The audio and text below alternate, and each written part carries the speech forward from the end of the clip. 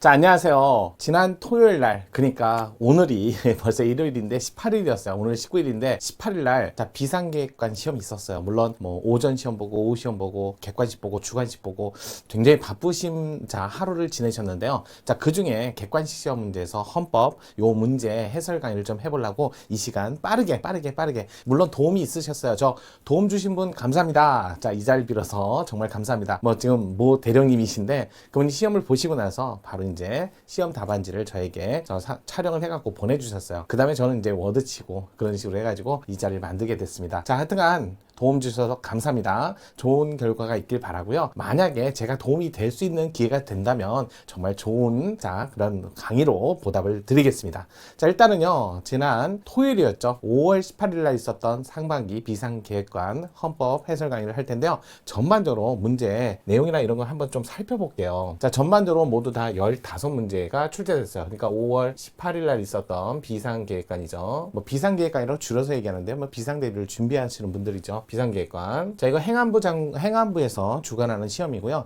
많은 수를 뽑지는 않지만 이렇게 상반기, 하반기 두 번 시험을 봅니다. 자, 일단은 비상계획관 시험인데 모두 15문제가 출제돼요. 객관식 문제 중에는 뭐 적은 분량은 아니에요. 15문제고요. 그다음에 헌법 문제인데 이 헌법 문제 자체가 다른 여타 시험에 비해서 결코 쉽지 않습니다. 사지선다로 해서 막 쉽고 그러진 않아요. 제가 볼 때는 수준은 국회직 8급 뭐 그 정도 이상 아니면 그 정도에 준하는 수준의 문제라고 보시면 좋을 것 같아요. 문제가 절대로 쉽진 않았습니다. 자, 매년 그랬지만 비상계획관 문제는 좀 문제가 고난이도 문제가 많아요. 그 다음에 최신 판례를 많이 이용을 해요. 자, 모두 15문제인데요. 뭐 총론, 그래갖고 여기에 보면 관습헌법이라든지 그 다음에 국조법. 제가 얼마 전에 국조법 올려드렸는데 도움받았으면 좋겠는데, 자, 표현이나 이런 것들이 조금 제가 도움을 못 드렸나요? 어찌됐든 이 총론에서 모두 4문제 정도 출제됐고요. 자, 그 다음에 기본권 편이라고 아예 통으로 기본권 7문제가 출제됐어요. 그 다음에 통치구조 모두 4문제가 출제됐어요. 그러니까 15문제밖에 되지 않기 때문에 뭐 20문제다 40문제가 아니에요. 그래서 문제를 또 빨리 푸셔야 돼요. 사지선다고 1분당 문제가 주어지기 때문에 또 여기서 시험을 조금 빨리 푸셔야 다른 쪽에서 조금 더 시간을 확보할 수 있겠죠. 근데 정말로 쉽지 않은 문제고 최신 판례 2024년 뭐 23년 판례 22년 판례 굉장히 많은 최신 판례를 많이 이용하다 보니까 또 굉장히 판례 들어가서 내용적으로 심오하게 그런 것들 정말 공부하기 좀 짜증나고 여러분들이 어려운 파트만 딱 내요. 그래서 통신자료 제공, 통신자료 사실 뭐 확인 뭐 이런 것들 정말 짜증나는 것만 골라서 딱 냈어요. 또 헌법재판소만 내면 되는데 여기 국회의원의 면책특권 요게 이제 면책특권의 범위를 벗어나면 범죄가 되거든요. 그래서 대부분 형사사건 이렇게 넘어가요. 나중에 그래서 형사사건 이런 식으로 또는 민사사건 이런 식으로 해서 면책특권 판례는 대부분 대법원 판례지 헌재 판례가 아니에요. 그래서 면책특권에 관한 문제는 아무래도 헌법에서 배우지만 법원에 가서 왜냐하면 대부분 이제 면책특권을 벗어나면 범죄행위에 해당되고 또 면책특권 벗어난 일로 인해서 피해를 받은 사람은 결국 명예 이런 거 훼손됐을 땐 손해배상 가야 되니까 민사소송이나 형사소송에서 문제가 나와서 헌법인데도 대법원 판례가 나와서 이런 것들 좀 공부를 하셨어야 되는데 물론 그럼 기본 강의를 통해서 또는 대부분 헌법 문제를 다루는 데서는 통치구에서 충분히 풀 수 있지 않았을까라는 생각이 들지만 기본권 문제가 쉽진 않았다. 그래서 여기 있는 기본권은요 좀 난이도가 높았어요. 난이도가 좀 높은 문제가 있어요. 물론 쉬운 문제도 있어요. 되게 간단한 문제도 있죠. 무조건 다 15문제가 어려울 수는 없잖아요. 그래서 전반적으로 작년에 비해서 그렇게 쉽거나 그러진 않았다는 거 작년에 23년도 하반기 문제나 비슷한 수준이었다는 그런 느낌이 와요. 물론 약간 쉬운 문제도 있었기 때문에 그런 문제 때문에 좀 쉽게 느끼는 분도 있겠지만 그래도 문제는 어려웠어요. 자, 그러면 문제 전반적으로 한번 살펴보도록 하겠습니다. 자, 그러면 본격적으로 해설 강의 간단히 하고요. 그러면 이거 매일 문제로 해갖고 본격적으로 그 분야 파트 정리하는 건 매일 문제에서 하도록 할게요.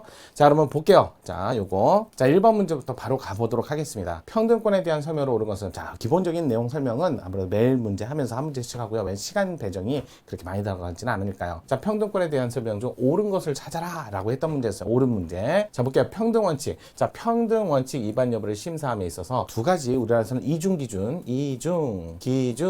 심사를 한다라고 합니다. 그래서 엄격 심사 방식으로서 비례 심사 요거하고요. 완화된 심사 척도로서 자, 자의금지 심사라고 합니다. 자, 이걸 이렇게도 표현합니다. 대부분 입법 재량의 범위가 입법부의 재량의 범위가 넓다 이렇게도 표현하고요. 입법 재량이 좁다 이렇게도 표현합니다. 자, 그러면 입법 재량이 넓다 좁다 이거를 어떻게 판단하냐면 여기는 기본권 문제고 여기는 어떻게 보면 법률상 권리 문제예요. 또는 제도 문제예요. 이렇게 차이가 나요. 이렇게 갖고 우리나라에서는 이중 기준 심사로 자 이렇게 판단을 합니다. 자, 이렇게 평등원칙 심사 방식을 평등원칙에 대한 기준인데 그게 두 가지 방법으로 써요. 근데 이제 최근 판례가 이런 얘기를 하죠. 최근에 이제 판례가 와서 이런 얘기를 합니다. 자, 입법 재량이 좁다 넓다. 이거 너무 지나니까 입법 재량이 좁다라는 것은 자, 헌법상 기본권으로서 차별 취급을 해서는 안 된다. 취급 금지되는 영역이나 또는 기준을 따로 제시를 했거나 이거는 따로 명시적으로 써놨거나 여러분 대표적으로 24조, 31조, 32조 또는 36조 이렇게 따로 영역을 아니 11조가 있는데도 불구하고 두 번째는 명시적 규정이 없는데도 명시적 규정을 따로 두지는 않았지만 중대한 기본권 침해가 발생하는 거 여러분 제대군인 가산점이에요. 어디에도 우리 헌법에 그런 말은 없어요. 하지마라는 그런 조문도 없어요. 근데 그거 제대군인 가산점 때문에 공무단인권, 직업의 자유 뭐 이런 것들이 중대한 공무단인권이라는 직업 이런 데서 중대한 기본권 침해가 발생해요. 그러니까 이거는 중대한 기본권 침해가 발생했거나 금지 영역을 따로 또는 기준을 따로 제시한 경우라면 엄격심사 비례심사입니다. 자, 완화된 비례심사는 법률상 권리 제도를 이렇게 나눠요. 자, 그런데 최근은 아니죠. 판례가 여기서 요걸로 끝나면 되는데 여기서 또 쪼개는 거죠. 엄격심사하는 방법이 있는데 또 자 32조 6항이죠. 6항이 보면 여기는 적극적 처우를 해줘라 라고 여기는 차별을 적극적으로 하라는 영역에서는 이 완화된 심사 촉도로서 자유금지가 아니라 여기서는 이런 말 쓰죠. 완화된 비례심사다 이런 말을 쓰니까 선생님 완화된 비례심사 완화된 심사 촉도로서 다른 말이에요. 완화된 비례심사의 종류인데 완화된 비례심사니까 왜 비례심사를 헌법재판소가 니들 마음대로 뭐 스펙트럼을 이렇게 다양하게 하느냐 비판을 하는 거예요. 헌법재판소는요 스펙트럼을 다양하게 할 수밖에 없는 게 다양하고 복잡한 사회라는 거죠. 그렇게 해서 헌법재판소가 헌재가 이렇게 비례심사인데 완화된 비례심사 있지 완화된 심사촉도로서 자유금지 심사하고 달라요. 이거는 적극적으로 처우를 해줘라는 30조 6항이 대표적이에요. 국가유공자, 사기공격, 전물공격의 유가죠. 요 판례였어요. 그래서 이제 비판이 많으니까 이제 문제 많이 쪼개서 낸 거죠. 자, 이 문제 이거 1번 되게 어려웠어요. 왜냐면요. 보세요. 자, 평등원칙 심사여부를 심사함에 자, 그러면서 헌법에서 특별히 평등을 요구하고 있는 경우에는 엄격심사 맞아요. 평등을 요구하고 있는 엄격히 또 왜 차별 취급을 하지 말라고 요구하고 있으면 엄격심사 촉도로서 비례심사를 적용하여야 하고 그 외에는 뭐가 들어가요? 이것도 들어가잖아. 2번 요거. 그 다음에 요것도 들어가잖아. 그러면 어떻게 돼? 그럼 이거 완화된 비례심사 이것도 완화된 비례심사야? 2번이? 그래요. 엄격한 비례심사는 1번도 있고 2번도 있어요. 근데 여기서는 딱 보면 1번의 경우 이외에는 전부 다 완화된 비례심사. 그래서 틀린 거예요. 굉장히 어렵다니까 이게. 2번은 엄격한 비례심사지 왜 이거 1번만 그러면 안 되죠. 1, 2번 모두 엄격한 심사로서 비례심사. 그러고 나서 입법재량의 범위가 넓은 권리나 제도 같은 데서는 자유금지 심사. 자, 적극적으로 처우해주세요라는 30조 6항 같은 자 적극적 차별을 유도하는 그런 헌법 조문이 있으면 근데 이제 헌법재판소 조금 이제 여기서 마치 새끼를 하나 딱 친 것처럼 완화된 비례심사라는 말을 써요. 그래서 1번 틀린 지문이 어려운 지문이었다니까요. 자, 2번 볼게요. 자, 일반적으로 공무원의 기술연구 또는 행정일반에 대한 업무를 담당하게 되는 공무원으로서 경찰 공무원과는 담당 직무가 다르고 일반적 공무원하고 경찰 공무원은 아무래도 업무나 자 아무래도 청렴성이나 좀 여기 조금 다를 수 있죠. 공무원의 재산 등록 제도의 취지에 비춰볼 때 자 일단은 경찰직으로 직무를 하실 때는 재산 등록 의무를 등록을 하라는 거예요. 공개하라는 게 아니라 그래서 재산 등록 필요성의 정도 서로 다르므로 일반적 공무원과 달리 경찰 업무의 특수성을 고려하여 경사 계급까지 공직자 재산 등록 의무를 부과하는 것 자체는 함정적 이유가 있고 차별 취급에 함정적 이유가 있으니까 침해한다고 볼 수 없다. 맞는 지문. 그래서 2번이 정답이었죠. 여기 정답이었어요. 3번 특정 범죄에 대한 형벌이 그 자체로 책임과 형벌 간의 비례 원칙이 위반되지 않더라도 자 한단 특정 범죄인데 자 우리나라에서는 이거에 대해서 형법도 있고요. 그 다음에 이게 가중 요건을 갖추면 요건을 구비하면 형법 말고 특별 형법을 만들어 갖고 가중처벌에 관한 특별법을 만드는 거죠. 근데 죄질과 보호법이 유사한 범죄에 대한 형벌과 비교해 볼 때 현저히 형벌 체계상 정당성 균형을 잃은 것이 명백한 경우에는 자 이렇게 나오는데 보세요. 형벌 체계상 정당성과 균형성을 잃었다면 인간의 존엄 가치를 보장하는 헌법의 기본 원리에 위배될 뿐만 아니라 법의 내용에 있어서 평등원칙 왜요? 항상 그렇잖아요. 차별해야 될 걸 차별을 해야 하고 또는 같이 해야 될 걸 같이 해야 되는데 아니 비슷한 범죄 또는 유사한 범죄 그런데도 불구하고 요건 가중 없이 그냥 무조건 특별법에 의해서 가중처벌하면 이건 안 되죠. 그럴 때는 뭐가 문제된다? 인간의 주는 것 같이요. 함께 평등원칙도 위헌이라고 할 수 없다가 아니라 있다로 가셔야 돼. 이 판례. 그래서 요 판례였어요. 그래서 자, 일반적으로 책임과 형벌, 균형성, 동일한 걸 동일하게, 같은 걸 다른 건 다르게. 다만 자, 이게 형벌 체계상의 정당성과 균형을 잃어버리게 되면 그러면 벌써 균형을 잃었다니까 정당성을 인간을 주는 거지. 균형은 평등원칙으로 함께 가야죠. 이 판례였어요. 어려운 판례였죠. 네 번째, 국립묘지 안장 대상자 사망 당시 배우자가 재혼한 경우. 이건 많이 알고 있는 판례이기도 해요. 자, 한마디로 해서 재혼이에요. 근데 언제? 자, 나중에 직무 이후에, 퇴직 이후에 그런 분들은 안장 대상자에서 합장을 못하게 하는 거죠. 할 수 없도록. 자, 그러면서 국립묘지 설치 운영에 관한 법률 조항은 안장 대상자의 사망 후 배우자가 재혼했던 이유만으로 그 기여를 전혀 고려하지 않고 일률적으로 국립묘지 합장 대상에서 제외해서 위배된다, 위배되지 않는다. 이건 많이 알려진 판례이기 때문에 어렵진 않았을 것 같아요. 정답이 그래서 2번이었어요. 자, 그러면 문제 2번도 살펴볼게요. 자, 헌법 개정에 대한 설명을 옳지 않은 것은 요거는 조금 그래도 그나마 근데 조문을 조금 엄격히 잘 외우신 분들이 해야 돼요. 우리 헌법의 128조부터 130조에 가보면 자, 요거 헌법 조문에 여기 공고가 바로 나오면 안 되죠. 제한자부터 바로 나와야죠. 제한자부터. 128조는 제한자. 제한자 1항. 2항은 자, 인적, 효력, 제한 규정 이렇게 되어 있고요. 그 다음에 129조 공고 20일 이상 누가 한다? 대통령이. 그 다음에 30일. 자, 30일은 공고 1로부터죠. 공고 1부터 30일 이내라고 되어 있죠. 그러면서 국회에서 의결 절차를 진행하는데 제적 3분의 2 그러면서 기명 표결로서 역사적 책임을 좀 져라. 마지막으로 이제 129조에 130조 이제 요거 130조 266 미쳤네요. 30일이 아니죠. 큰일 날 뻔했네. 여러분들 이런 거 저처럼 헷갈리면 안 돼요. 자, 그래서 20일 60일이죠. 그 다음에 마지막이 30일 그래서 263 이내죠. 이내 국민투표죠. 국회의원 선거권자예요. 국회의원 선거권자. 자, 과투가 이렇게 돼 있잖아요. 그래서 30일 이내. 그래서 요거는 국회 의결 이후 국회 의결이 있고 나서예요. 여기는 공고일부터지 공고 완료일이 아니잖아요. 요거 264의 동생 263 이렇게 외우시죠. 그래서 마지막에 130조 3항에 대통령은 즉시 공포 이렇게 돼 있죠. 요게 이제 조문 꼼꼼해요. 요게 이제 129조고 그 다음에 나머지 요만큼이 130조로 되어 있잖아요. 그래서 1항, 2항, 3항 이런 식으로 조문 꼼꼼히 암기하셔야 돼요. 꼼꼼히 내용적으로 하나도 틀리지 마시고요. 자, 옳지 않은 거 헌법 전문. 전문. 이거 너무 많이 나왔다. 이건 작년에도 나오고 그러니까 다른 시험에서. 자, 48년 7월 10일 날 제정한 건 맞지만 8차죠. 8차. 그래서 헌법 전문을 개정한 건 5, 7, 8, 9 해갖고 5차부터 시작해서 7차, 8차, 9차 때만 전문을 개정했었다. 그러니까 9차 개정하면서 전에 했던 8차. 그 개정된 헌법 이제 국회 의결을 거쳐 국민투표에서 개정한다. 국민투표를 통해서 헌법 개정했다는 것을 명시했다. 맞죠? 뒤에는 맞는데 요게 틀렸죠. 8차. 그럼 기억 틀렸고. 2번 72년 7차 개정 헌법에서 처음으로 국민투표가 헌법 개정 절차에 들어온 건 5차 62년 헌법 개헌부터 들어왔죠. 벌써 니은도 틀렸네요. 자, 디귿 우리 헌법의 경우 헌법 10장 128조 130조 이거 128조에서 130조 헌법 개정 절차 다른 엄격한 헌법 개정 절차를 정하고 있다. 왜? 성문헌법이면서도 경성헌법 입법부에서 법률 개정 절차보다 제적 3분의 2 어렵다. 자, 헌법 개정 절차 대상 단지 헌법이라고만 하고 있으므로 그래서 헌법이라고 그랬지 성문헌법이라고 안 했어요. 성문헌법이라고 안 써 있잖아요. 그러니까 여기에는 뭐가 된다? 성문헌법도 당연히 되고 또 불문헌법도 된다. 헌법도 개정 대상이다. 이거는 경찰 시험 문제도 출제된 바 있는 지문이었습니다. 따라서 헌법 개정 대상에 헌법에 포함된다. 뭐가? 관습헌법도 맞는 지문. 자, 리얼 헌법은 헌법 개정안 국회가 의결한 후 30일 이내 국민투표까지 좋아요. 하지만 대통령 선거권자가 아니라 국회의원 선거권자. 과투가. 그래서 정답이 기억, 니은, 리얼. 그래서 정답은 3번 지문이었습니다. 3번 지문. 그래서 기억, 니은, 리얼이 틀린 답으로서 요게 정답이었어요. 요거 고르셨어야 돼. 요거. 자, 볼게요. 또 3번. 국가 재정에 관한 설명을 옳지 않은 것은 국가 재정. 이거 뭐 최근 판례도 갖다 썼어요. 전기요금. 여러분 우리나라에서 수도 요것만 공법관계로 봅니다. 공법관계로. 나머지요. 전기, 가스, 그다음에 전화. 이거 사법관계로 봅니다. 사법관계니까 쓴 만큼 내가 쓴 만큼 자, 이용한 만큼 내는 사용료예요. 사용료에 들어가는 요금이지. 이거 조세나 부담금이 아닙니다.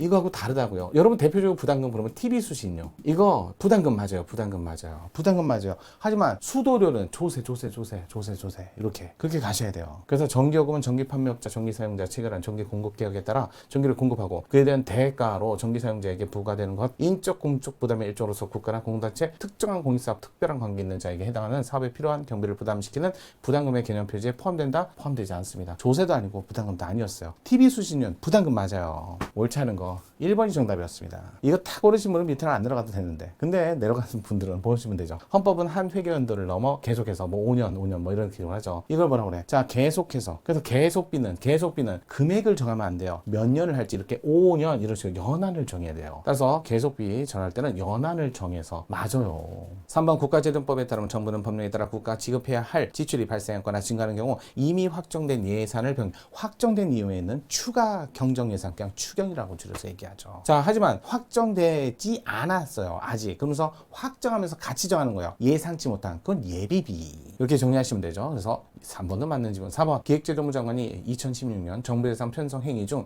4.16 자 4월 16일 아주 유명하죠. 세월호 참사 특별조사위원회에 대한 부분 국무회의 심의, 대통령 승인, 국회 예산안 심의 확정을 위한 전 단계 행위로 국가기관 간의 내부적 행위에 불과하고 예산안 편성 행위예요. 이거 외부적 행위 아니에요. 내부적 행위에 불과하고 따라서 국민에 대해 직접적 법적 구속력을 갖는 행위라고 볼 수 없다. 맞아요. 예산 또 예산은 국가기관에서 사용자 한마디로 집행에 필요한 돈들이지 국민하고 세금 내다 이런 것들하고 관계가 없어요. 그래서 정답이 1번이었습니다. 그러니까 여러분 입장에서 어렵다기보다는 요거 문제는 조금 더 회사에 좀 확실하게 알고 있을 걸 요구하는 문제였던 것 같아요.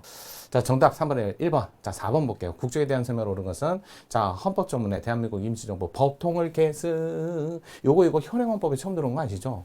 자, 2조 2항의 재국민 보호 의무 규정. 자, 중국 동포 같이 특수한 우리 헌법이에요. 헌법에 2조에 보면 1항이 있고 2항인데 국민 요건은 법률로 정해라 이렇게 됐고요. 그다음에 여기 제외 국민 보호라고 되어 있는데 요거는요. 요거 5공화국 때 8차 때 처음 들어왔어요.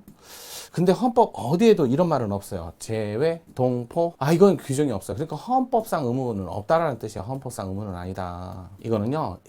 제동법법이라는 법률상 권리에 불과할 뿐이다. 권리. 왜? 법률상 권리니까 입법 재량에 따라 입법이 만들어져야죠. 따라서 2조 2항의 재국민 보호 의무 규정이 외국 국적 동포인 중국 동포와 같은 특수한 국적 상황에 처해 있는 자들을 빨리 해소해서 대한민국 국민으로 만들어야지. 그럴 의무가 헌법적으로 나오지 않습니다. 그래서 국적 선택을 위한 특별법 제정 의무를 명시로 위임한 것이라 볼 수 있다? 없어요, 이거.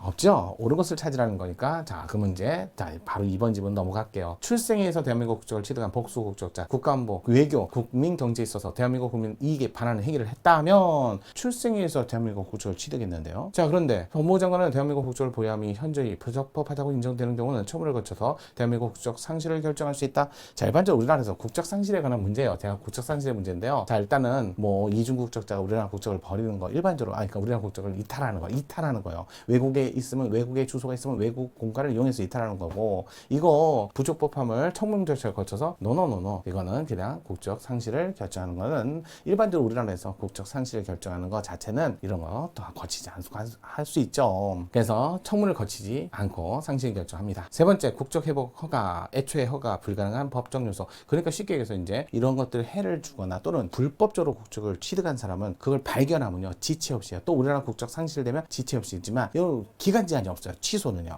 자, 애초에 허가가 불가능한 불법적 요소가 개입되어 있으면 취소해줘야죠. 국적 회복을 국적을 취득한 걸 취소할 때 이때 취소 기간 제한이 없다. 이건 여러 번 나온 판례잖아요. 취소 기간 제한이 없다. 이거 제한이 없다. 이건 여러 번 나왔어요. 어느 순간 불법적 요소가 발견되었다. 어느 순간이라는 건 기간 제한이 없다는 거죠. 따라서 상관없이 그의 허가 취소하면서 국적 회복을 허가할 필요성이 있다. 맞죠? 3번이 맞죠. 네 번째, 출생 당시 부도로모가 대한민국 국적, 국민인 자는 출생신고를 함으로써 대한민국 국적을 취득한다. 일단은 출생 당시에 부 또는 모가 대한민국 국적을 가진 자는요, 속인주의에 따라 별도의 신고 같은 거 필요 없습니다. 그래서 바로 국적을 취득하는 거죠. 자, 국적을 얻는 거죠. 속인주의. 그래서 정답이 3번 지문이었어요. 국적. 이거는 정리 잘하시면 맞을 수 있는 지문 아니었을까. 자, 5번 볼게요. 조약. 자, 헌법 6조, 헌법 60조 1항. 이거는 반드시 외우셔야 돼요. 여기 국회 동의권이 있죠. 국회의원 아니죠. 의원의 권한 아니죠. 이거 조심하세요. 권한쟁에서 많이 나오는 거고. 60조 1항에 자, 우리나라에서는 조약을 체결하는데 조약 요거 일반적으로 승인된 국제법규 법률일 때 있고 법규명령일 때 있죠. 국회 동의 받으면 법률적 효력을 갖는 거고 동의를 못 받았으면 대통령령으로서 자, 법규명령 효력을 준다.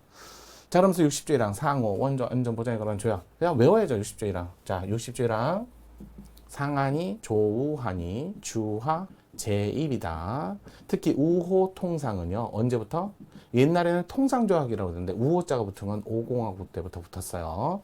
그래서 예전에는 4공화국 때까지는 그냥 통상조약이라고 돼 있어요. 4공화국 때까지는 요거 이제 시험 문제 많이 나왔었거든요. 상한이 상호원조 안전보장 국제주의 우호통상 주권제약 강화조약 재정적 필요 입법적 사안이 필요한 조약 주권제약에 관한 조약도 체결할 수 없다가 아니라 여기 있는 여기 주권제약에 관한 조약 이거 있어요. 이거 암기하면 그만 나오죠. 두 번째 국제법적으로 조약은 국제법 주체들의 일정한 법적 효과를 자 발생시키기 위해서 체결한 국제법 규율을 받는 국제법적 합의 최근의 판례가 얘기하는 거죠. 그래서 구두 합의도 조약이 될 수 있다. 성질을 가질 수 없다가 아니라 있다. 뭐 이건 여러 번 나왔던 지문. 3번 국가는 경우에 따라서 조약과 달리 법적 효력을 내지 구속력 없는 합의도 하는데 그래요. 조약과 달리 비구속적 합의 이건 조약이 아니죠. 인정되는 때는 그로 인해서 국민의 법적 지위가 영향을 받지 않는다 할 것이므로 이를 대상으로 헌법재판소법 68조 1항에 따른 헌법소원 심판청구는 허용되지 않는다. 이건 맞는 지문. 아니 그러니까 비구속적 뭐 이런 것도 체결할 수 있죠. 그럼 구속력이 없으니까 그걸 갖고 침해됐다. 기본권 침해됐다. 아마 이건 당연하죠. 허용되지 않는다. 3번이 맞죠. 4번 볼게요. 국회 동의 없이 조약을 체결한 비준 국회 동의 없이 조약 체결을 한 비준 대통령 행위 분명히 동의를 받아야 되는데 국회 동의가 필요한 조약이었어요. 조약 어떤 거 60조 1항에 근거해서 여기 주어가 국회는이라고 그랬죠. 그러면 국회 동의권을 침해한 거지. 국회 동의권을 침해한 거죠. 그러면 권한쟁의를 뭐를 해야 돼? 쟁의는 대통령하고 그 다음에 국회하고 해야죠. 이렇게 둘이 권한쟁의를 해야죠. 국회의원이 나오시면 안 돼요. 따라서 국회의원들이 헌법재판소에 권한쟁의 심판을 청구하시다. 정답이 3번이었어요. 이렇게 정리하시면 될 것 같습니다. 자, 6번도 살펴보도록 할게요. 6번. 자, 법치국가 원리에 대한 설명을 오는 것은 자, 법치국가, 명확성, 신뢰보호, 소급입법 금지 원칙 이런 거 기본적으로 알아셔야죠. 명시적으로 법치국가 원리라고 안 써 있어도 헌법에서는 당연히 인정한다. 안정성, 예측 가능성, 옳은 것을 찾으세요. 자, 명확성의 정도는 다 똑같나요? 침익적 영역의 명확성과 수익적 영역의 명확성. 침익적 영역은 좀 더 엄격하고 수익적 영역은 좀 다양하게 그다음에 여러 가지 그러면 완화된다. 이거 생각나시죠? 명확성의 정도는 모든 법률에 있어서 동일한 정도로 요구되는 것이 그건 틀린 지문. 개개법률 법조항 성격에 따라 각 법률 제정되게 된 배경이나 상황에 따라 차이는 있어서는 안 된다. 1번 바로 틀렸고요. 2번 조세법 침익적이죠. 그래서 조세법률주의 헌법 59조에도 있죠.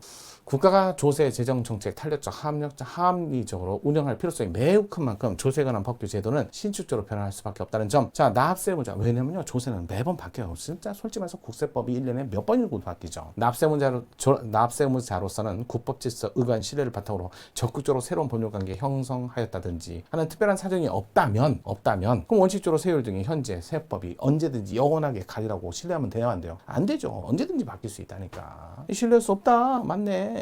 이건 오래된 지문이죠. 자주 나왔기도 하고요. 3번 일반적으로 일정한 공권력 작용, 체계 정당성 원리. 이거 많이 나왔죠? 체계 정당성 원리, 법치주의 당연히 포함되어 있어요. 하지만 체계 정당성 원리 반한다 해서 곧바로 위헌인가요? 평등원칙, 비례원칙 이런 거에 반해야 위헌이라고 하죠. 그래서 체계 정당성 원리를 위반하게 되면 곧바로 위헌이 되는 것이므로 틀렸죠. 평등원칙, 그다음에 비례원칙에 반해야 되는 거예요. 자, 별도로 비례원칙이나 평등원칙 일정한 헌법 규정이나 원칙을 위반해야 하는 것은 아니다가 아니라 이거에 걸려야 위헌이죠. 4번 법치국가 원리로부터 도출되는 법적 안정성 측면에 법규범 왜 안정성을 훼손하니까 소급입법 하지 말라는 거예요. 그럼 수익적이면 훼손하지 않잖아요. 할 수 있다. 이거 나와야죠. 할 수 있다. 자, 현재 장래 효력을 가지는 것이기 때문에 소급입법 제한되므로 신법이 피적용자의 유리한 시혜적 수혜적 이렇게 나오면 소급입법도 허용될 수가 없다. 아니라 허용될 수 있다. 가능하다. 의무는 아니죠. 그래서 정답이 2번이었던 게죠. 이런 거 자꾸 틀리시면 진짜 답이 없어요. 자꾸 보셔야 돼요. 자, 7번. 자, 거주 이전의 자유. 뭐 16조 주거의 자유에서 이전의 자유 왔다리 갔다리. 자, 국적 변경의 자유도 포함된다.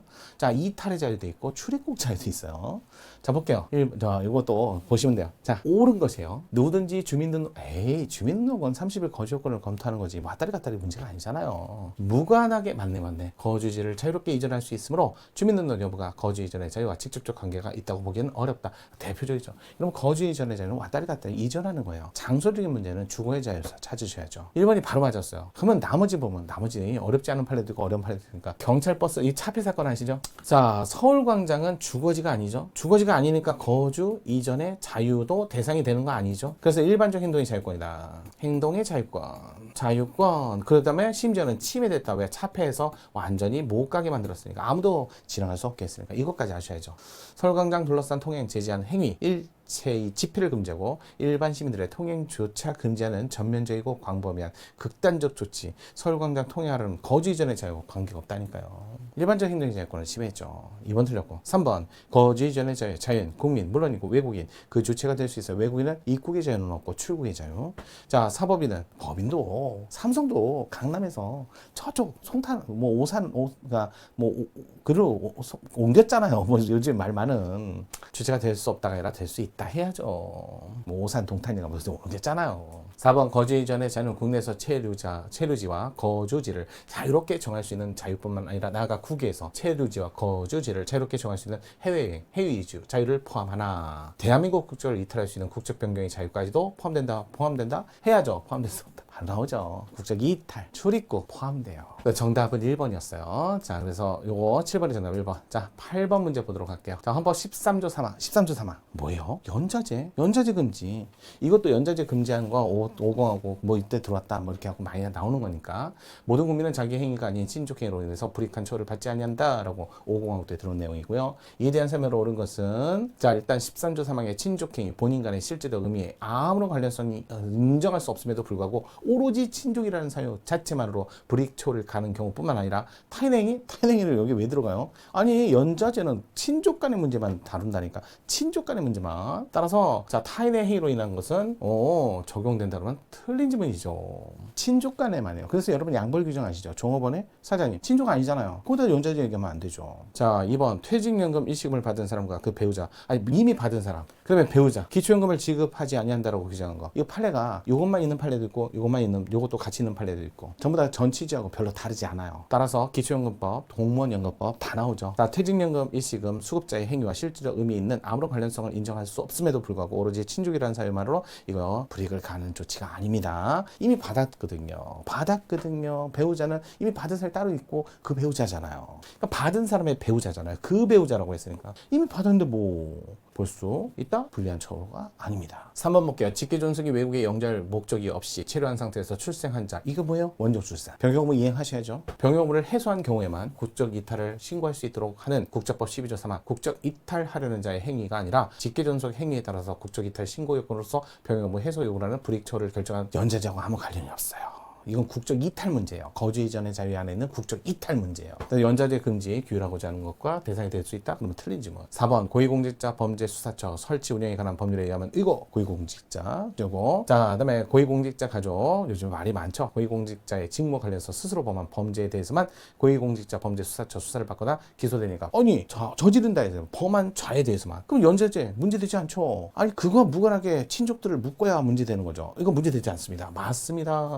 맞습니다. 자, 4번이 정답이었네요. 이렇게 정리하시면 될 것 같아요. 자, 그 다음에 이제 9번 볼게요. 집회자유에 대한 설명으로 치는 거 집회자유 21조 표현. 자, 그 안에 자 집회결사 있어. 집회 그러면 제가 이런 얘기했죠. 시위 이건 보일시 보일시 위력 위. 그다음에 집회는 지자 있으니까 장소 선택 결정 시간 이게 집회자에서 중요하다. 그래서 자 볼게요. 다음 설명 중 옳지 않은 것을 고르는 거야. 옳지 않은 거 고르는 거. 1번 집회 시위를 하기 위해서 인천에 이거 뭐 서울광장이나 인천에 뜨리나 거기서 못하게 하는 거예요. 집회를. 자, 잔디마장과 그 경계 내 부지에 대해서 사용허가 신청을 한 경우 인천광역시장 이를 허가할 수 없도록 제한하는 인천의 뜰 사용 관리에 관한 조례. 여기는 아예 못하는 거죠. 7조 1항 5호 감옥은 잔디마당에서 집회 또는 시위를 하려고 하는 경우 시장이 그 사용 허가를 할 수 없도록 전면적 일률적으로 불허하고 허가제의 핵심 요소라고 할 수 있는 예외적 허용 가능성을 열어두고 없어요. 그게 없어요. 그러니까 전면적으로 금지하는 거죠. 전면적 금지하고 이렇게 해놓고 그 다음에 예외 허용이 되면 그러니까 사람들이 이 예외 허용될 때 따르지 않았어? 강제하는 거야? 이럴 때가 사전검열이 된다고요. 사전검열은 뭐야? 아무도 하지 마. 행정청이 허락할 때만 예외적으로 들어갈 수 있게 하는 그런 경우에만 사전검열인데 여기는 전면적으로만 금지하고 전면적 금지만 있고 예외적 허용하는 규정이 없으니까 이거는 사전검열 문제가 아니라 이 문제가 아니라 그럼 뭐야? 사전검열 금지원칙 21조 2항에 해당되지 않는가?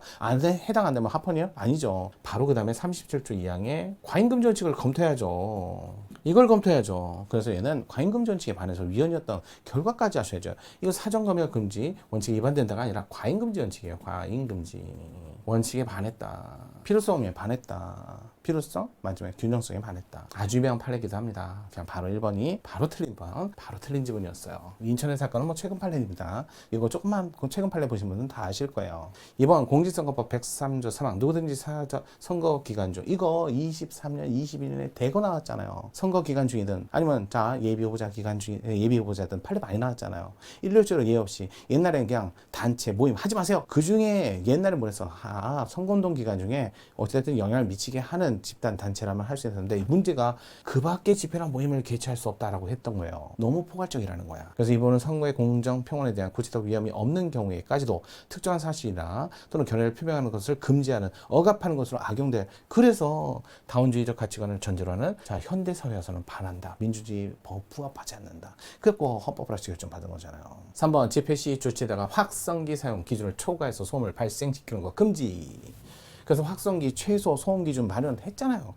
헌법으로 결정받고 나서. 그래서 관할 경찰서장의 기준 이하 소음 유지 명령이나 확성기 등 사용 중지 명령을 위반한 경우 처벌하는 집회 시위에 관한 법률 해당 조항은 관할 경찰서장의 실제 타인에게 피해를 주는지 판단하여 소음 유지 명령 또는 확성기 사용 중지 명령을 할 수 있도록 하고 이 명령을 위반한 경우 비로소 형사처벌 규정되어 있으므로 침해 최소 원칙에 반한다 할 수 없다. 이제는 마련했으니까 맞는 지문. 4번 집회자유는 대의민주주의 채택하고 있는 우리 헌법 체제에서 주권자인 국민의 의사를 국가기관이 직접 전달하고 모든 사람이 자유롭게 자신의 의사를 표현하는 한편 다른 사회 구성원과 자유롭게 정보, 의견을 교환함으로써 인간의 전원 가치를 실현할 수 있도록 하는 중요한 내용이죠. 기본권. 집회 제가 그랬잖아. 시간, 장소, 방법, 목적 이거 스스로 결정하는 건 당연히 내용에 포함되어 있다. 시하고 다르다. 많은 지분. 정답은 1번. 자 10번 통신의 자유. 이거 어려웠어요. 이게 제가 볼 때는 이게 하이라이트가 아니었나? 가장 어려운 문제였지 않을까라고 생각이 듭니다. 통신의 자유에 대한 설명으로 옳은 것만을 모두 고르면 이게 제일 어려웠던 것 같아요. 많은 분들이 되게 헷갈리는 것만 싹 모아놨어. 자 볼게요. 기억은 헌법재판소는 인터넷 회신을 통해서 송수시라는 전기통신 감청. 자 요게 중요한 거예요. 감청이란 말이. 여러분 감청을 하게 되면요. 이게 이거 통신의 자유, 사생활 비밀 다 같이 검토가 돼요. 감청을 하면 왔다리 갔다니까 통신의 자유하고 통신의 자유 그 다음에 사생활 비밀의 자유 요게 함께 문제가 돼요. 함께 제한이 됩니다. 선생님 제가 어디서 봤는데요. 통신의 자유를 검토했으면 사생활 자유를 따로 검토 안 하던데요. 그거는 자신의 신원 확인을 위해서 자신의 정보를 제공할 때 쓰는 말이에요. 자신의 정보 제공. 이거 사건이었어요. 이래야만 뭘 할 수 있다? 통신을 할 수 있다 라고 하니까 이걸 제공 안 하면 통신 못 한다. 이럴 때는 통신의 자유를 검토하면 따로 17조 이걸 검토를 안 해도 된다는 거예요. 18조를 검토했으면. 요 사건하고 자꾸 이 사건을 헷갈리시더라고. 이건 요번에 틀리신 분은 확실하게 외우세요. 감청 나오면 통신의 자유와 함께 사생활 비밀의 자유도 함께 별도로 판단하지 않는다. 이거 틀린 지문이에요. 맨날 어디서 봤어. 통신의 자유를 검토하면 사생활 검토 안 해도 된대. 그거는 통신을 위해서 내 신원 확인을 위한 정보를 제공했을 때 그때 나오는 말이에요. 이게 이제 바로 니은에 나온다. 그래서 비교해야 되니까. 비교요. 이거 맞는 게 아니죠. 예, 이게 틀린 지문이죠. 니은 수사기관 전기통신업자에게 이용자의 성명, 통신자료, 열람, 제출을 요청할 수 있도록 한 전기통신사업법. 여기 검사수사관, 요건 이제 3번 지문하고 보시면 되죠. 검사수사관장 포함, 요게 수사기관장을 포함해서 정보수사기관장의 수사, 형집행 또는 국가안전보장 위해 방지를 위한 정보 수집을 위해서 통신자료 제공 요청에 관한 부분은 통신자료 취득에 대한 사후통지 절차를 이거 유명하잖아. 사후통지 절차를 빼먹었으면 뭘 빼먹은 거야? 저 법 절차 원칙을 빼먹은 거. 또 내 정보를 내 마음대로 안 하는 거니까 사후통지. 왜 내가 몰라야 돼? 내 정보를 내가 결정해야지. 그래서 이거는 개인정보. 자기결정권. 판례죠. 여러분 통신은 뭐예요? 통신의 자유. 또 통신 비밀도 있죠. 통신 비밀은 내가 통신하는 중에 내 내용을 좀 누가 와서 와 이걸 들춰본다든지 공개하든지 그러지 말라는 거고, 통신의 자유는 통신기기 선택, 자유, 결정 이런 거 나와야지. 하지만 여기는 그게 아니라 사후통지 절차. 내 정보잖아. 내가 알아야지. 내 건데. 개인정보 자유결정권이에요. 통신의 자유를 침해한다가 아니라. 바로 기억니은 틀렸어요. 그래서 사지선다를 고를 때, 이거 볼 때 바로 가보면, 자, 물론 정답 지문을 고를 때 보니까 두 개씩 걸려있잖아요. 옳은 것을 골라냈으니까 기억니은 틀렸으니까 디글리오 4번이 정답이죠. 근데 기억니은이 어려웠어요. 그럼 다시 한번 볼게요. 디글리얼. 자, 통신의 자유란 통신 비밀하고 달라요. 통신의 자유는 결정, 기기 선택 이런 걸 얘기하고, 통신 비밀은 내용. 통신의 자유란 통신 수단을 봐요. 통신 수단 자유로이 이용 결정. 자, 의사소통 권리를 말하고, 이러한 통신 수단의 자유로운 이용, 자신의 인적 사항을 누구에게 밝히지 않은 상태로 통신 수단을 이용할 자유도, 즉 통신 수단의 익명 보장도 포함되는 거 맞아요. 전기통신 업무 제공에 관해서 계약을 체결할 때, 요거 계약 체결 아주 유명한 판례, 최근 판례. 전기통신 사업자로 하여금 가입자에게 본인 확인을 할 수 있는 증서를 제시하도록 요구하고, 부정가입자 방지 시스템 등을 이용해서 본인 인지 여부를 확인하도록 하는 거 해야죠. 요즘에 안 그래도 피싱이다 뭐다 많이 불법적으로 사용하니까. 익명으로 통신하고자 하는 청구인데 통신의 자유를 제한하는 거 맞아요. 이거는 최근 판례기도 하고. 그래서 이거죠. 자, 여기 부정가입자 방지 시스템 이용 사건 이렇게 보시면 되죠. 리얼 통신비밀보호법 13조랑 검사 또는 사법경찰가 수사를 위해서 필요한 경우, 이게 아까 전에 얘기한 대로, 자, 자료 제출. 그러면 얘는 통신의 자유를 검토했으면 뭐는 검토한다? 아까 자신의 정보 제공하면, 그럴 때는 사생활을 따로 검토하니까 여기 사생활 안 나오잖아. 기억하고 디귿은 비교해야 돼요. 리얼 맞아볼게요. 검사, 사법경찰관 수사를 위해서 필요한 경우, 전기통신사업법에 의해서 전기통신사업자에게, 자, 법에 따라 통신사실 확인 자료 열람이나 제출을 요청할 수 있는 부분, 수사의 필요성만을 요건으로 규정함으로써 수사기관의 통신사실 확인 자료 제공 요청은 모든 범죄에 대해서 광범위하게 허용하는 거. 이거 좀 잘못됐다는 거죠. 뭐 여러 가지 보충성을 둬서 뭐 이렇게, 자, 납치라든지 중대범죄 이런 것들에 한해서 해야 되는데, 자, 모든 범죄에 대해서 광범위하게 허용하고 있을 뿐만 아니라 범죄 의혹만으로, 의혹만으로 특정 시간대 특정 기준고, 여기 이제 많이 나왔었던 판례잖아요. 옛날에도 발신된 불특정 다수 통신사실 확인 자료를 제공받는 수사 방식을 허용하여 정보 주체의 기본권을 과도하게 제한하고 있다. 맞죠? 침해한다라고 했던 판례죠. 그래서 디글리얼이 맞는 지문인데 이 판례 굉장히 많이 구분을 많이 안 하세요. 자, 이렇게 계약할 적에 내 정보를 제공하는 게 통신의 자유를 검토했으면 사생활을 검토 안 해요. 하지만 감청 나오면 통신의 자유, 사생활 함께. 꼭 기억하세요. 사후 통지 절차 빼먹으면, 그러면 저 법 절차 원칙에 반해서 개인정보 자기결정권 침해예요. 이런 건 딱딱 암기하셔야 돼요. 라버는, 자, 기지국 사건. 이것도 너 기본권을 과도하게 심했다. 뭐 특정을 해도 되고, 또 보충성 요건을 갖추면 되는데, 그다지 영장주의에 반하는 건 아니에요. 왜 영장 청구하도록 돼 있었거든요. 자, 그래서 정답은, 자, 디글리을, 요게 옳은 지문이었어요. 자, 11번 볼게요. 11번. 자, 법원에 대한 서면으로 오는 것은 법원조례. 이거 법조문이었어요. 법조문. 이건 어쩔 수 없어요. 법원. 자, 법원편하고 법조문 많이 나와요. 이게 법원조직법하고 법관징계법. 자, 법원조직법에 법관 인사에 관해서 중요한 사항을 심리하기 위해서, 이게 참 그래요. 인사위원회에서는요, 보직, 그다음에 승진 이런 것들을 하는 거예요. 인사위원회에서는 연임 여부, 법관 인사위원회에서 일반 판사 연임 여부 또는 일반 판사, 자, 임명 여부 이런 것들만 들어있어요. 자, 둘 수 있다? 노노노, 의무예요. 필수기관이에요. 둔다라고 돼 있어요. 같은 법 47조의 판사 징계에 관한 사항을 심의사항이 하나로, 징계는 징계위원회가 따로 있어요. 징계위원회가 따로 있어요. 징계위원회. 양형위, 법관 인사위, 판례사건, 징계위원회, 법관 징계 사건에 대해서 징계위원회에서 징계했을 때 대법원 단심 사건, 벌써 법관 인사위원회에서 징계하는 거 아니네. 그 판례만 알아도. 양형 사건 생각나요? 양형에서 그 기존에 있던 양형 기준과 달리 했을 때는 이유서 정확하게 제출해라. 인사위원회 사건, 이거지 이거. 법관 보직, 연임, 임명, 인사위원회. 이게 대법원에 있는 위원회 종류잖아요. 이건 판례만 알아도 조금. 자, 이번 법관징계법에 따라 징계에 청구된 법관 징계 처분에 대하여 불복하는 경우 징계 처분이 있은 날로부터 14일. 맞아. 이거 판례 여러 번 나왔어. 아니, 저 법조문. 전심 조처를 거치지 않고 대법원 징계 처분에 대해서 취소 청구, 대법원 단심 판례 사건. 많은 지문 옳은 거 2번이네요. 합헌이었잖아요. 자, 법원조직법에 따라 공직선거법 2조에 따른 대통령 선거 후보자 당선을 위해서 자문, 고문 역할을 하면 이 5년이 아니라 3년. 자, 이거 진짜 이런 건 법조문이니까. 이거 행정소송법 이건 아셔야죠. 행정소송법에 조문이 있잖아요. 행안부 장관에게. 자, 법원에서 대법원 판결에 의해서 명령 규칙이 헌법 법률에 위반된다는 것이 확정된 경우 대법원은 지체 없이 그 사유를 법무장관이 아니라 행안부 장관. 이건 행정법에도 나오고 헌법에도 나오고 여러 번 나온 판례. 그냥 조문이에요. 조문. 그래서 정답은 2번이었어요. 그냥 조문 문제를 좀 냈네요.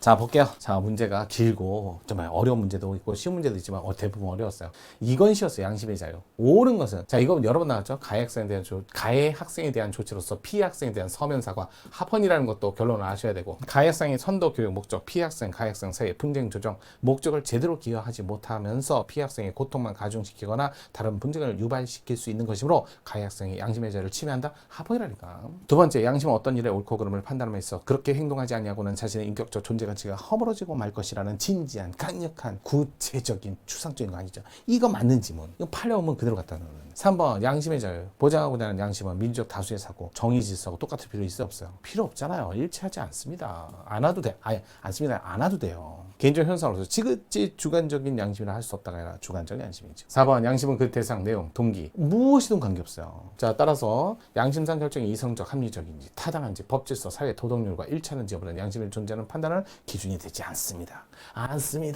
아이고, 이거 뭐 정답이 2번. 너무 요건 좀 이제 좀 쉽게 넘어가는 질문이었어요. 자, 13번 근로상권. 판례. 이것도 판례 많이 공부하시는 분이잖아요. 특수경비원, 뭐 인천공항이라든지 중요시설물.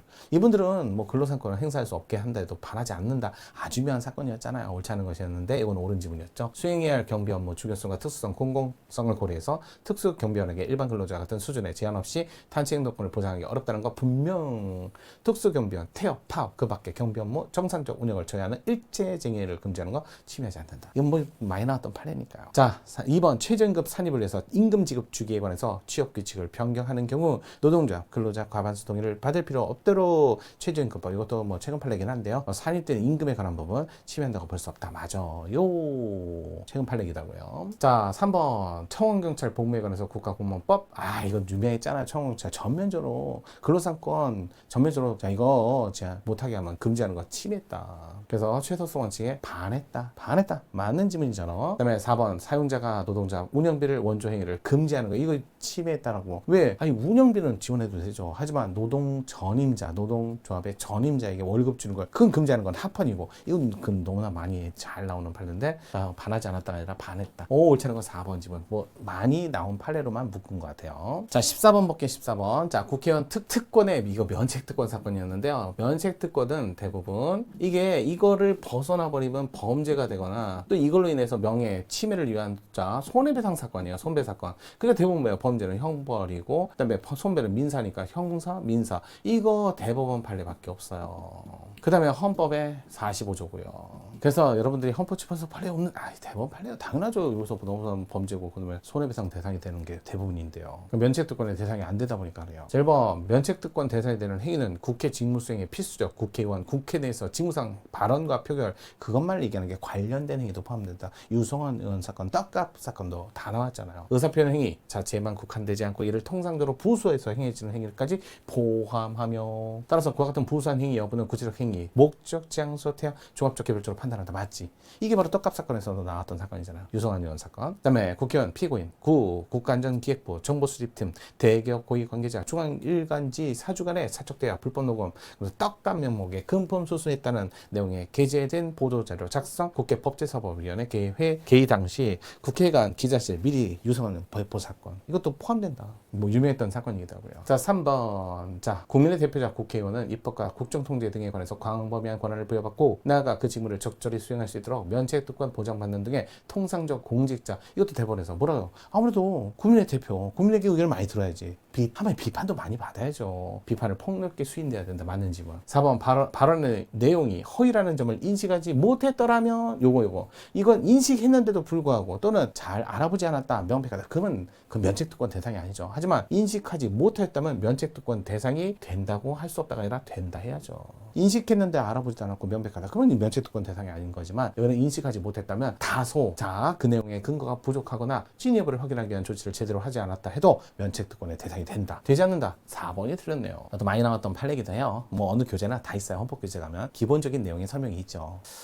마지막 이제 15번을 보도록 할게요. 자, 볼게요. 자, 탄핵. 헌법 65조. 대국국 행헌법 중간간. 우리 매일헌법에 보시면 어느 정도 다 정리됐던 판례들, 문제들이 또 나와요.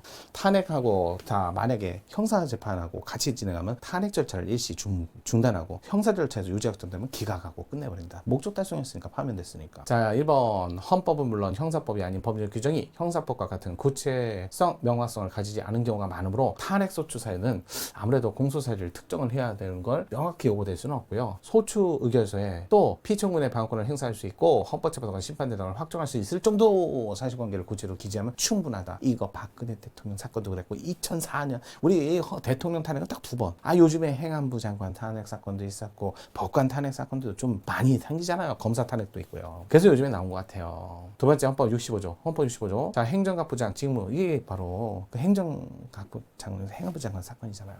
직무집행에 있어서 헌법이나 법률에 위배된 때 탄핵소추 사유를 규정하고 있는데 여기서 직무란 법제상 소관 직무에 속하는 고유 업무 또 사회 통념상 이와 관련된 업무를 말하지만 행정각부장의 지위에서 국정 수행과 관련한 행위 모든 행위를 포괄하는 개념이 아니다. 이거 빼먹으면 이건 말이 안 되죠. 이것도 포괄해야죠 당연히. 그래서 자 요것도 포괄돼서 한마디로 탄핵소추 사유로 봅니다. 그래서 2번이 정답이었어요. 자 3번 헌법은 탄핵 사유 헌법 법률에 위배된 때라고 규정하고 있는데 헌법 명문의 규정 당연히 헌법 규정 그다음에 헌법제도 결정에서 형성되어 확립된 불문헌법 법률이란 당연히 또 국제 동의받은 국회 동의받은 국제 조약 일반적으로 쓰는 국제법규 포함된다. 맞는 지문. 네 번째 소추의결서 위반을 주장하는 법규정 판단에 관해서 헌법재판소로 원칙적으로 구속을 받지 않으므로 청구인들이 그 위반 주장한 법규정 외에 다른 법규정 근거에서 탄핵 판단할 때 쓸 수 있어요.